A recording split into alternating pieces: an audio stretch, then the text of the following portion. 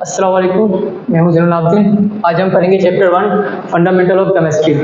Chemistry की तरफ जाने से पहले हम थोड़ा साइंस के बारे में पढ़ लेते हैं, क्योंकि अभी आपने बचपन से जो पढ़ी है साइंस पढ़ी है, आपके पास सब्जेक्ट के तौर पे केमिस्ट्री 9th से स्टार्ट हो रही है, क्योंकि आपने पहले पढ़ी है, आपने पूरी साइंस की बुक पढ़ी है, उसमें आपको फिजिक्स, केमिस्ट्री एंड बायोलॉजी तीनों साथ पढ़ाए जाते हैं। पहले चैप्टर्स आपके कुछ होते थे वो बायोलॉजी के होते थे, उसके बाद जो आप केमिकल्स के बारे में पढ़ते थे वो आपकी केमिस्ट्री होती थी, और लॉ के बारे में, फिजिक्स के बारे में, और जो ऑप्टिकल्स के बारे में पढ़ते थे हम, उसमें आपको फिजिक्स के तौर पर पढ़ाया जाता था। ठीक है, तो आज हम पढ़ते हैं साइंस। साइंस क्या होता है? साइंस होता है knowledge that provide understanding how the world के हम समझने की कोशिश करते हैं कि हमारी जो दुनिया है वो किस तरह चल रही है। तो कहते हैं ग्रेविटी है, ग्रेविटी तो हमेशा से मौजूद थी, ठीक है, लेकिन हमने समझा कि ग्रेविटी होती क्या है, ठीक है, और वो कैसे काम करती है, वो क्या कहलाती है? साइंस कहलाती है। साइंस क्या है? वो लैटिन वर्ड है सेंसिया। सेंसिया मीन्स क्या होती है?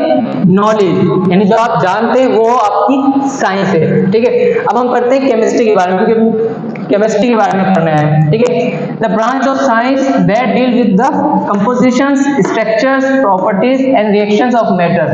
अब यानी हम केमिस्ट्री है, केमिस्ट्री के बारे में पढ़ेंगे कि मैटर की कंपोजिशन क्या होती है, मैटर की स्ट्रक्चर क्या होती है, मैटर की प्रॉपर्टीज क्या होती है, और मैटर रिएक्शन किस तरह करता है। अब कंपोजिशन एक जनरल एग्जांपल लेते हैं डेली लाइफ के अंदर। जैसे हमें चाय बनानी है, चाय बनाने के लिए हमें क्या चाहिए होगा?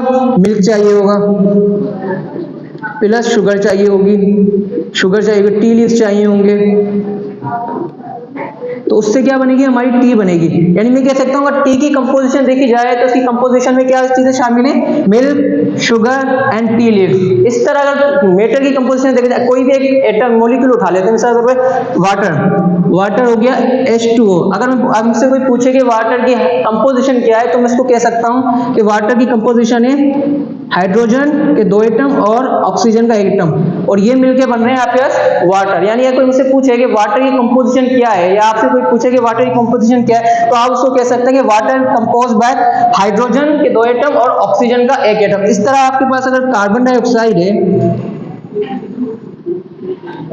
तो उसको आप ये कह सकते हैं कि कार्बन डाइऑक्साइड की कंपोजिशन है कार्बन का 1 एटम है और ऑक्सीजन के 2 एटम है। अब इस तरह स्ट्रक्चर पे आ जाए। स्ट्रक्चर तो हर चीज की होती है, लेकिन केमिस्ट्री में अगर हम स्ट्रक्चर के बारे में देखा जाए तो ये कह सकते हैं कि अरेंज ऑफ एटम्स के अरेंजमेंट किस तरह कह सकती है? ज्योमेट्री कह सकते हैं हम उसकी मैटर की। मिसाल के तौर पे मेरे पास अगर वाटर की एग्जांपल लें, वाटर का अगर हम स्ट्रक्चर ड्रा करें तो वाटर का स्ट्रक्चर ड्रा करने के लिए आपको देखना पड़ेगा कि हमारे पास एक ऑक्सीजन है।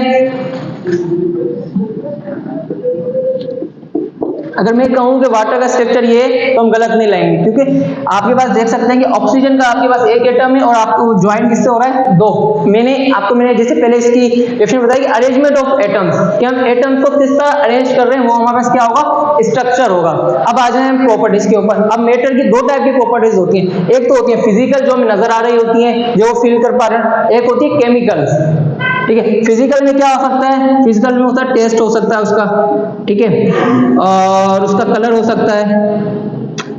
सकता है, वो बॉइलिंग पॉइंट क्या है उसका, ठीक है, उसका फ्रीजिंग पॉइंट क्या है उसका, और भी बहुत सारी चीजें हैं उसको फिजिकल प्रॉपर्टीज में ले सकते हैं। लेकिन अगर केमिकल प्रॉपर्टी में देखा जाए तो आप देखें कि 2 चीजें मिलके, मिसाल हाइड्रोजन और ऑक्सीजन गैस है, ठीक है, जब उनकी वो बॉन्डिंग बनाएंगे, केमिकल रिएक्शन करेंगे, तो वो क्या हो जाएगा? अपनी प्रॉपर्टी चेंज करके लिक्विड फॉर्म में आ जाएंगे। यानी दो गैस एक साथ केमिकल रिएक्शन कर रहे हैं, और उसके बाद वो कौन सी उसमें आ रहे हैं? लिक्विड फॉर्म में आ रहे हैं। ठीक है, एग्जाम्पल के तौर पे हाइड्रोजन प्लस ऑक्सीजन, ये दोनों गैस थे और अब किस फॉर्म में आ गए? H2O। ये इसकी प्रॉपर्टी इन दोनों से बिल्कुल डिफरेंट है। क्यों? क्योंकि ये लिक्विड फॉर्म में है।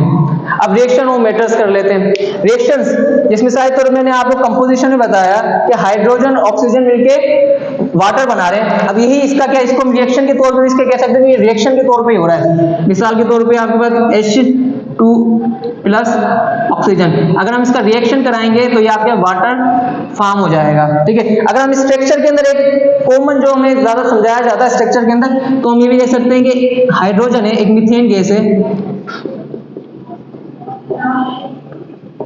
ये देख सकते हैं इसका स्ट्रक्चर ऐसे बनेगा मीथेन गैस का। ज्यादातर आपको जो स्ट्रक्चर के तौर पे समझाया जाता है मीथेन गैस समझाई जाती है, क्योंकि इसका स्ट्रक्चर आपके सामने चारों कोनों पे कार्बन के पास हाइड्रोजन से।